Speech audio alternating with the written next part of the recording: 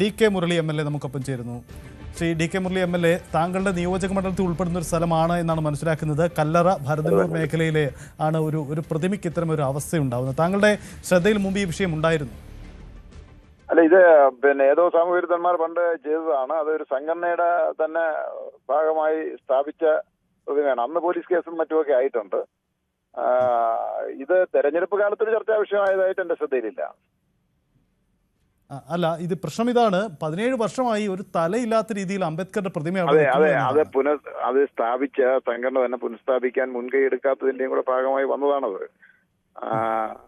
ഒരു പൊതു ഇടത്ത് അന്ന് കേസും മറ്റുമൊക്കെ കൊടുത്തതായിട്ടാണ് ശ്രദ്ധയിലുള്ളത്. 17 വർഷം മുമ്പുള്ള കാര്യമാണ്. ഞാൻ 2016 വരുമ്പോൾ തന്നെ ഉള്ള സ്ഥിതി ഇതാണ്. പിന്നെ ഇതൊരു ആവശ്യമായി എന്റെ മുന്നിലേക്ക് ഈ സംഘടന ശ്രദ്ധയിൽ കൊണ്ടുവന്നിട്ടില്ല. അതിപ്പോ ഈ പറയുന്നത് ശരിയല്ല. എന്റെ മുന്നിലേക്ക് അത് കൊണ്ടുവരികയോ ഈ തെരഞ്ഞെടുപ്പിൽ അതൊരു ചർച്ചാ വിഷയമാവുകയോ ഒന്നും ചെയ്തിട്ടുമില്ല.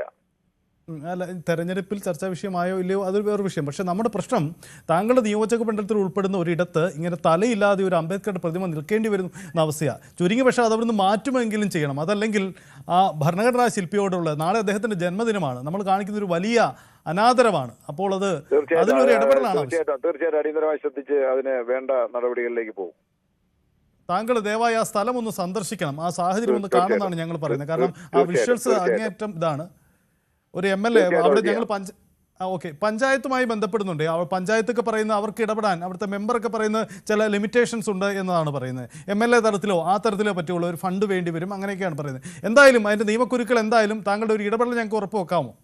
തീർച്ചയായിട്ടും അവിടെ ഇത് ഈ ചർച്ചയിൽ പങ്കെടുക്കുന്ന സുഹൃത്തിനോട് ഇതിന്റെ ഞാനുമായിട്ടും കൂടെ ഒന്ന് കോൺടാക്ട് ചെയ്യാൻ പറയണം. തീർച്ചയായിട്ടും. ഓക്കെ, ഞങ്ങളുടെ ഒരു ടീം അവിടെ ഉണ്ട്. താങ്കൾക്ക് അവിടെ എത്തി ആ സാഹചര്യങ്ങളൊന്ന് നേരിട്ട് കാണണമെന്നാണ് ഞങ്ങൾ പറയുന്നത്. കാരണം അത്രയധികം ദയനീയമായ ഒരു കാഴ്ചയാണ്. ഞാനും അവിടേക്ക് പോകാം.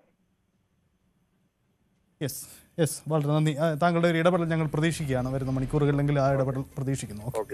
അരുൺ, MLAയുടെ ഒരു ഉറപ്പ് നമുക്ക് കിട്ടുന്നുണ്ട്. അരുൺ അവിടേക്ക് അദ്ദേഹത്തെ ഉടൻ തന്നെ എത്തും, ആ സാഹചര്യങ്ങൾ നേരി കാണും. എന്തായാലും ഈ ഒരു അനാദരവിന് ഒരു പരിഹാരം ഉണ്ടാകുമെന്ന ഉറപ്പാണ് അവർ പറയുന്നത്. നമുക്കത് തൽക്കാലം വിശ്വസിക്കാമെന്ന് തോന്നുന്നു. ആ പ്രദേശവാസികളെ കൂടി ആ വിവരം ഒന്ന് പങ്കുവയ്ക്കുക. തീർച്ചയായിട്ടും സ്വാഭാവികം അവർക്ക് വലിയ പ്രതീക്ഷ നൽകുന്ന ഒരു വിവരം തന്നെയാണ് ഇപ്പോൾ MLA വ്യക്തമാക്കുന്നത്. അല്പസമയത്തേക്ക് MLA DK മുരളി ഇവിടേക്ക് വരുമെന്നാണ് പറയുന്നത്. അദ്ദേഹത്തിന്റെ ശ്രദ്ധയിലുള്ള വിഷയം തന്നെയാണത്.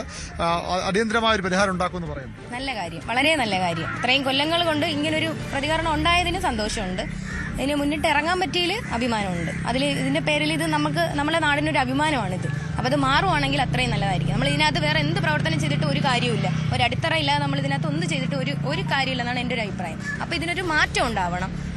നഗരത്തിന്റെ ഒരു മുഖച്ഛായ തന്നെ മാറണം. ഗ്രാമത്തിൽ MLA വന്ന പ്രതീക്ഷ ഉണ്ടോ?